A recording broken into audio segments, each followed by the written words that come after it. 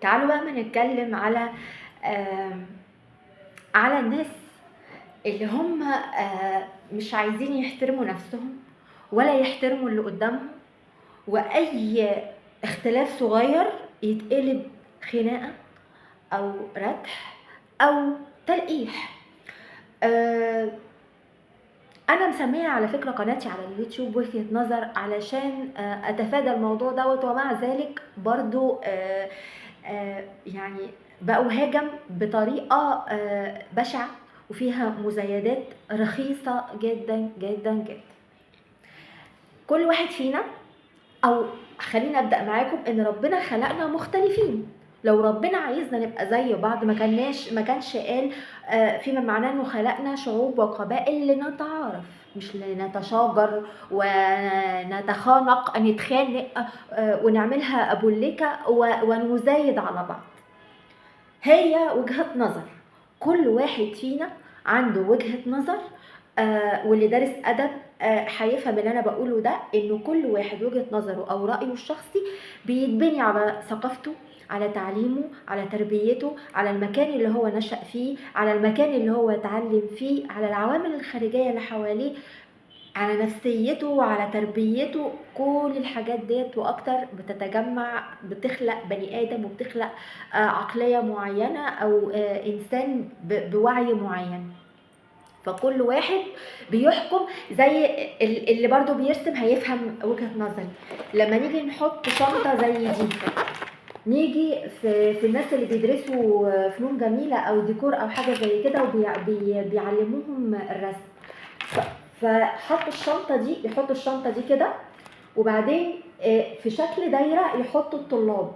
خلاص، كل واحد انت الطالب اللي قاعد هنا هيرسم الشنطة فيها القفل ده، اللي قاعد ورا زي كده القفل ده مش محطوط، واللي قاعد في الجنب مش هيشوف.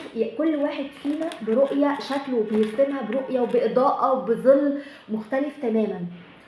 انت ما تيجي تقول الشنطه فيها قفل، انا عندي ما فيهاش قفل. لا، هي ما فيهاش قفل، بس انت شايف ان فيها قفل. ليه؟ انت شايفها من المنظور ده، وانا شايفاها من المنظور ده، واللي قاعد هنا شايفها من المنظور ده، واللي قاعد شايف. كل واحد فينا ليه منظور مختلف. فانت هنا مش شايفها بقفل، شايف فيه معرفش كليبس بايه، وهنا انت شايفها بايه، وهنا انت شايفها بايه. لا ده غلط ولا ده غلط، لا المنظور ده غلط ولا هي منظور، هي رؤيتك، انت شايف من رؤيتك. اذا رؤيتك اللي انت حلوه المحاضره دي. فاذا هي مساله منظور، كل واحد عنده منظوره، فبيقول من وجهه نظره هو شايف ده الصح. انا شايفه انها قدامي، في قفل قدامي، يبقى عشان هي فيها قفل قدامي، تعالى عندي كده وشوف كده هتلاقي فيه قفل. فاللي انا عايزه اقوله، ما ينفعش بقى انت تشوف القفل وانا مش شايفاه، عشان انا المنظور اللي انا قاعده فيه ظهر الشنطه ليه، فانا مش شايفه القفل، يبقى انا قاعده اقول عليك ان انت اعمى واطبش وما بتشوفش ومش عارف ايه. فلاقي ناس تقول لي يا عنصريه، يا متطرفه، يا وكل ده انا بتكلم من منطلقي كمصريه. فلاقي واحد مش مصري داخل بيتكلم معايا، بتتكلم بصفتك ايه؟ انت مالك؟ انا بتكلم في بلدي، انت مال اهلك؟ ها، انت مال اهلك؟ او حتى واحد من ولاد بلدي، بس حد من ولاد يعني اللي هم بيدافعوا عن دول تانية، بس ما بيدافعوش عن مصر زي ما بيدافعوا عن الدول التانية، وفي كل المحافل عمالين يهاجموا مصر، مهمة مصر وبس. بس انا مع ذلك برضو ما يعني طالما ما جيتش لحد عندي خلاص انا مش دعوه بيك. لكن لما تيجي تقعد انا اكلمك بكل ذوق واحترم وجهه نظرك اللي انا اصلا يعني مش شايفاها صح وشايفاها غلط ومش الفطه ويعني مش عايزه اقول وصل لحد فين، لكن انا في النهايه قررت ان انا اتناقش معاك، ما قررتش ان انا اتخانق معاك. تيجي انت بقى ايه، تروح رادد عليا تقول لي يا عنصريه، يا شيفونيه، يا اللي ما بتفهميش، يا اللي فاهمه الوطنيه غلط، يا اللي ما عندكيش اي تعاطف مع غيرك، يا اللي مش وطنيه، يا اللي وطبعا لو حاجه فيها دين، يا كافره يا ملحده يا عاهره يا بنت العاهره. انا بقول لكم حاجات اتقالت لي فعليا، بقول لكم حاجات اتقالت لي فعليا. او ما عندكش القدره على المواجهه، وانا بتكلم هنا ست او راجل، انا مش، او ما عندكش او ما عندكوش القدره على المواجهه، فتقعدوا تلقحوا عليا. وده حصل معايا، كان عندي صديق كنت بحسبه صديق، علشان برضو بقول انا مصرية وبس، ووطني الوحيد هو الوطن المصري، ما قاليش لا، او هو يعني هو معترض على كلامي، لكن مع انه هو المفروض مصري، بس هو طبعا مش من اصول مصرية.